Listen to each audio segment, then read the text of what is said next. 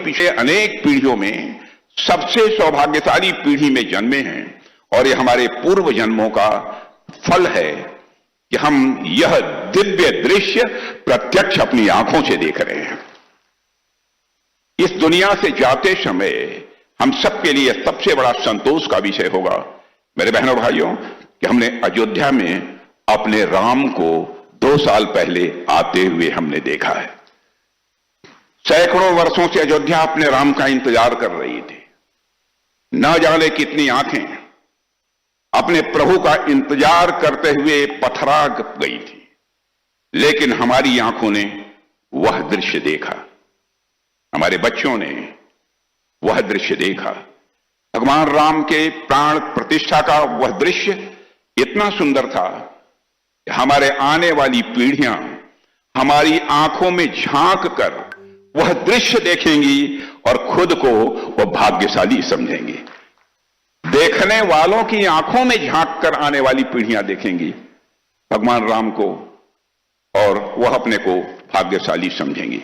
मैं कई बार सोचता हूं कि राम मंदिर का जो आंदोलन रहा है, उस आंदोलन के बारे में न जाने क्या क्या कहा गया, क्या क्या बातें प्रचारित की गई, जबकि मुझे ऐसा लगता है कि राम मंदिर आंदोलन दुनिया के सबसे ग्रैंड नैरेटिव में से एक है। मैं इसको ग्रैंड नैरेटिव इसलिए कह रहा हूं क्योंकि भूगोल, ज्योग्राफी और टाइम, भूगोल और समय दोनों के हिसाब से राम मंदिर आंदोलन दुनिया का सबसे बड़ा आंदोलन रहा है, सबसे बड़ा आंदोलन रहा है। भूगोल के हिसाब से यदि आप देखें तो Bharat, Pakistan, Afghanistan, Sri Lanka, Nepal, Indonesia, Vietnam, Thailand और ऐसे अनेक देश हैं जहां हिंदुओं के अलावा भी कई ऐसे समुदाय हैं जो भगवान राम को पूजते हैं, जो जन्मभूमि पर मंदिर बनते देखना चाहते थे। इतनी बड़ी ज्योग्राफी, इतना बड़ा भूगोल किसी एक आराध्य के लिए बहुत ही कम देखने को मिलता है। और ज्योग्राफी के अलावा टाइम के हिसाब से भी आप देख लीजिए, दुनिया के किसी भी हिस्से में किसी समुदाय ने अहिंसक तरीके से लगातार 500 वर्षों तक अपने ही आराध्य की जन्मभूमि पर उनके भव्य मंदिर का निर्माण का इंतजार शायद ही किसी ने किया हो। इसलिए ज्योग्राफी और टाइम दोनों ही मामलों में आप देखें तो राम मंदिर आंदोलन से बड़ा ग्रैंड नैरेटिव आपको दुनिया में कोई दूसरा देखने को नहीं मिलेगा। हम उस ग्रैंड नैरेटिव की सफलता की भी उत्सव मना रहे हैं, मैं ऐसा मानता हूं। और वह नैरेटिव इतना सफल हुआ कि न सिर्फ राम अपने मंदिर में आए, बल्कि आज उस मंदिर पर धर्म की ध्वजा लहरा रही है। कितने ही विदेशी आक्रांता, कितने ही विदेशी आक्रांता इस देश आए, सबने सनातन के इस केसरिया ध्वज को गिराने की चेष्टा हमेशा की, लेकिन अब राम मंदिर के शिखर पर जब यह केसरिया ध्वज देवी और सज्जनों आज लहरा रहा है, तो इस ध्वज से टकराने वाली हवाएं दुनिया भर में जाकर यह संदेश देंगी कि हमारी ओर गौर से देखो। दुनिया भर में जो भी इस ध्वज से हवाएं टकराएंगी, दुनिया भर में जाकर यह संदेश देंगी, हमारी ओर ध्यान से देखो, हमारी ओर गौर से देखो। हम वही सभ्यता हैं जिसे मिटाने के लिए न जाने कितने आक्रांता आए। आज उन आक्रांताओं के कहीं अवशेष भी नहीं बचे हैं और हमारे ध्वज समंदर पार भी गगन से इस समय बातें कर रहे हैं।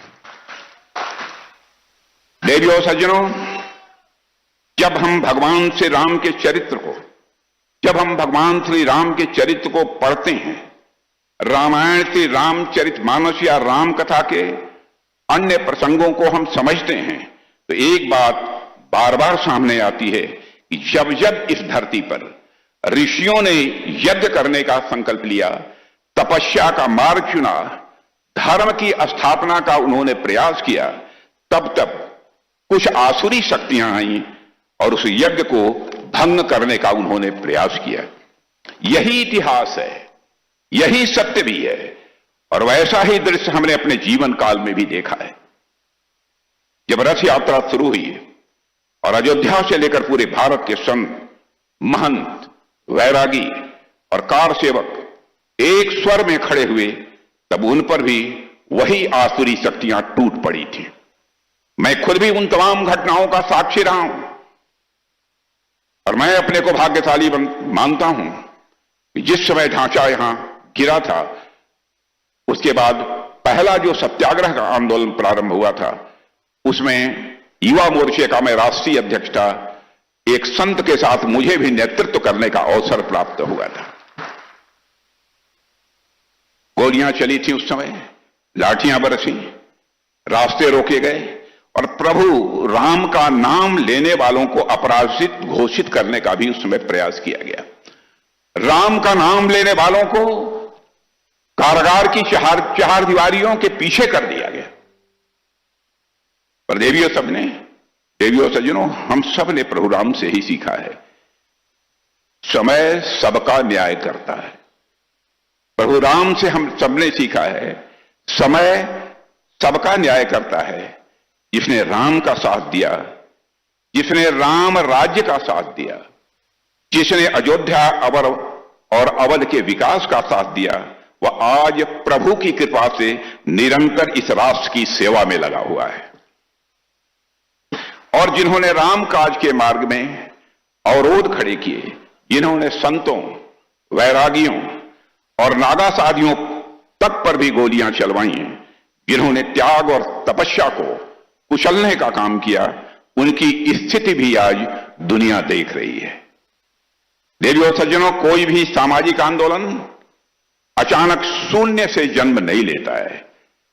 कोई भी सामाजिक आंदोलन शून्य से जन्म नहीं लेता है। वह समाज की चेतना से निकलता है, समाज के भीतर पलता है, और समाज के बदलाव के अनुसार खुद को बदलते हुए आकार भी लेता है। और जब आंदोलन आगे बढ़ता है तो वह समाज की दिशा भी तय करता है। राम मंदिर निर्माण का आंदोलन भी एक ऐसा ही आंदोलन रहा है जिसने न केवल इतिहास को झकझोरा है, बल्कि वर्तमान को दिशा दी है और साथ ही भविष्य की नींव भी रखी है। बहनों भाइयों, यह संघर्ष कोई एक दिन का नहीं था। यह संघर्ष कोई एक दिन का नहीं था। यह 5 शताब्दियों से अधिक समय तक चला हुआ धैर्य, तपस्या और आस्था का यह संघर्ष था। लेकिन मुझे याद आता है कि जिस तीव्रता, जिस चेतना और जिस व्यापक जन जागरण के साथ यह आंदोलन 90 के दशक में सबके सामने आया, उसने पूरे राष्ट्र को ही पूरी तरह से आंदोलित कर दिया था। हम सबने भगवान राम के मंदिर के लिए चले उस आंदोलन को अपनी आंखों से देखा है, और मैं कहना चाहता हूं कि देखा ही नहीं है, बल्कि उस आंदोलन को हम लोगों ने जिया भी है। संयोग देखिए कि वही 90 का दशक भारत के लिए एक परिवर्तन का दशक भी बना। आर्थिक मोर्चे पर देश ने नए रास्ते खोले। निजीकरण, उदारीकरण और वैश्वीकरण की प्रक्रिया प्रारंभ हुई। सामाजिक स्तर पर वंचितों, शोषितों, पिछड़ों और मातृशक्ति के स्वाभिमान की नई आवाज इसी हिंदुस्तान की धरती पर सुनाई देने लगी। मैं यह नहीं कहता कि यह सारे परिवर्तन केवल मंदिर आंदोलन के कारण हुए, लेकिन इतना मैं अवश्य कह सकता हूं कि जब भी समाज जागता है तो उसका असर हर क्षेत्र पर पड़ता है। कोई क्षेत्र समाज जीवन का अछूता नहीं रह जाता है। चेतना कभी एक दिशा में नहीं बहती, वह पूरे समाज को अपने साथ बहा ले जाती है। वही चेतना हमें आज भी समस्त भारत में इस समय दिखाई दे रही है। आज डबल इंजन सरकार के सशक्त नेतृत्व में अयोध्या अभूतपूर्व परिवर्तन का यह साक्षी बन रही है। हमारे प्रधानमंत्री जी की दूरदर्शी सोच के अनुरूप आस्था, संस्कृति और इतिहास को संजोते हुए यहां विश्व स्तरीय आधारभूत संरचना का निर्माण हो रहा है। राम मंदिर निर्माण के बाद करोड़ों श्रद्धालुओं के आगमन ने अयोध्या को वैश्विक धार्मिक पर्यटन का केंद्र बना दिया है। सड़कों, आवास, हरित क्षेत्रों, हवाई अड्डे और रेलवे के विकास से अयोध्या एक आधुनिक, सुरक्षित और समृद्ध मॉडल शहर के रूप में इस समय हम सबके सामने खड़ा है। देवियों सज्जनों, यह विकास केवल मैं मानता हूं अयोध्या का विकास नहीं है, बल्कि समूचे भारत के गौरव का यह प्रतीक है।